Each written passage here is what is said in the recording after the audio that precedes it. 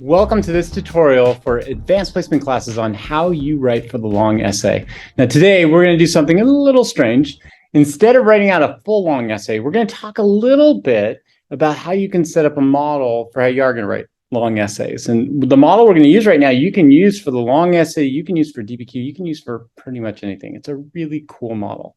Before we do though, I want to talk a little bit about writing itself, because writing's not easy. In fact, I would say it's probably one of the hardest things you're ever going to do when it comes to school. And here's why. A lot of students try to approach writing like they do math. They think there's a formula out there, and if I can just get that formula, I'm going to get an A every time.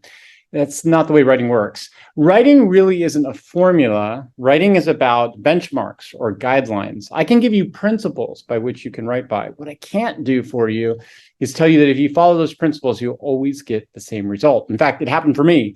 I didn't become a good writer until I got into college. And even then I struggled over time because I had to keep learning these benchmarks. I had to keep learning these principles. So it's going to take a lot of practice. I want you to think about writing more as an art than as a formula. Okay, let's jump into it right now. First thing we're going to start off with is the thesis. And whenever you're writing a thesis, I want you to think of the thesis as being 3 sections. Your very first section of the thesis is your claim. And there's an easy way to write the claim. You basically just take words from the prompt itself and you put it into the argument.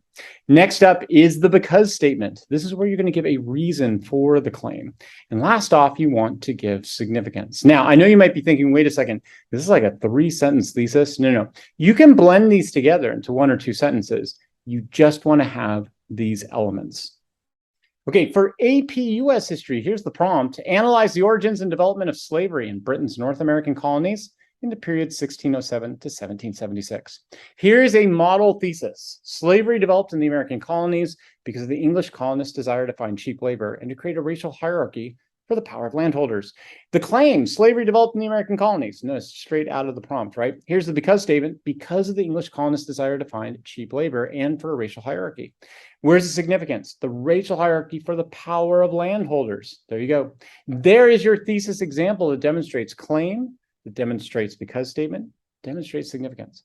Okay. Next up is your body paragraphs. Here's a model you can use for your body paragraphs. It's going to help you for any kind of essay you're going to write. Starts off with a topic sentence. And then after the topic sentence, you provide a concrete detail. You describe the concrete detail and you give it commentary. You're going to do this in 3 blocks. So in the end, you're going to have a topic sentence, concrete detail, description, commentary, another concrete detail, description, commentary, another concrete detail with description, commentary. There you go. There's your body paragraph model. You can use that for any of the essays you're going to do, even the DBQ. Okay, for APUS history, here is your example of body paragraph. Concrete detail number 1, colonists in Virginia saw the growing problem of indentured servants not being able to get land after being released from service. This was due to the problem of land scarcity as the colony grew in its economic production of tobacco. So here we go, concrete detail about getting the problem of indentured servants, and then the significance of it about not having enough labor for economic production. Concrete detail number 2, indentured servants had risen up in a rebellion against landholders during Bacon's rebellion. While the rebellion failed, the importance of this event was a fear that future indentured servants could overtake the elite landholders. Okay, again, concrete details, the indentured servants rising up in a rebellion. The commentary off of that is the rebellion failing, and then the fear about overtaking elite landholders. Concrete detail number 3, colonists justified placing Africans into slavery based upon a racial belief and differences. This led to a hierarchy in the Chesapeake region based upon class and race. Okay, so we start off with our concrete detail about racial beliefs, and then we get into the significance of the hierarchy. Okay, let's wrap all of this up, guys. This format is going to serve you the entire year. You have that thesis, then you have a body paragraph that starts off with a topic sentence, 3 concrete details, each one described with commentary. If you follow this out, it's going to help you for your long essays, and it's going to help you out for your DBQ. So this first time around, that's all we're going to do. We're just going to do a thesis and 1 body paragraph just to get used to that model so we can then expand outwards. Okay, I'll see you in class.